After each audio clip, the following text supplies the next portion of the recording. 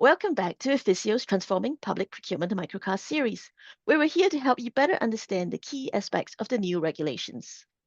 Well, the Cabinet Office has just released the new National Procurement Policy Statement, or the NPPS for short, and I'm delighted to be joined today by Scott Collins from our public sector practice, who incidentally was a local councillor for 24 years, to discuss the new policy statement. Welcome, Scott. So tell us, what does the new NPPS tell us? Hi, Yehui. Thank you for the invitation to join you. So the first NPPS was introduced by the previous Conservative government. However, on the 13th of February this year, we got the new one, which came along to sit alongside the Procurement Act and aligns with the priorities of the new elected Labour government. So it supports their 5 key missions, which are to kickstart local economic growth, to make Britain a clean energy superpower, to reduce crime and strengthen our communities, both locally and nationally, to increase opportunities for younger people and also those groups that are marginalised within our communities, and to build a future-proof and sustainable NHS.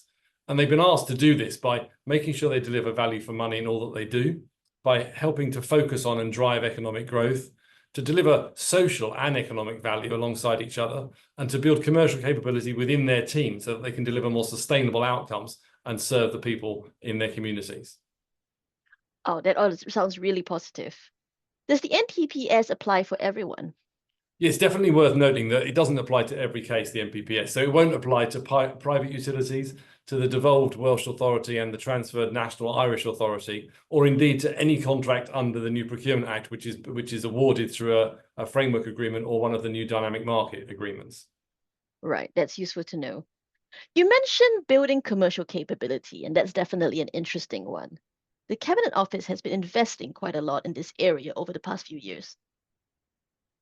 Yeah, I'd like to see the wider public sector being given access to leverage the tools from the government commercial organisation. Things like the Government Commercial College, which has got some great courses and did so much great groundwork in preparation for the new Act coming in. Also, their contract management capability programme has been really heavily invested in and is a great cohesive piece of work.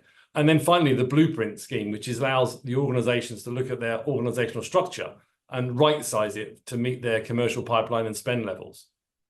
Right, yeah.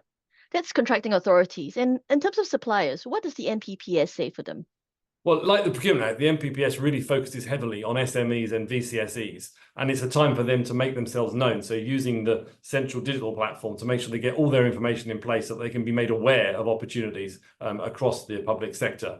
But equally, for larger suppliers, it's really important that they see this within the Act and within the NPPS and make sure that they are incorporating SMEs and VCSEs into their supply chain, because not only is it good business and good for our communities, it's a really great way to harness the innovation that comes through from that sector.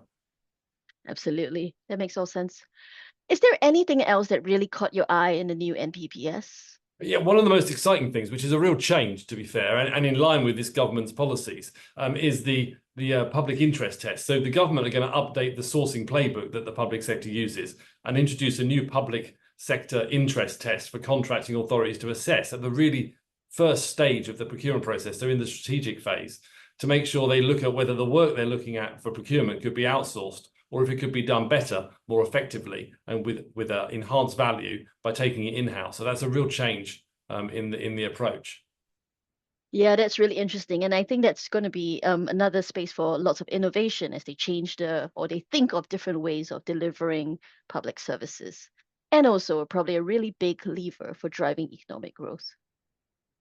Thank you, Scott. That was a really great overview of the NPPS, and it's great. It's going to be really interesting to see how things progress over the next few months. I hope you enjoyed today's microcast. Please do post any thoughts or questions in the chat and get in touch with Scott or myself for any future topics you want to hear about. We will see you next week.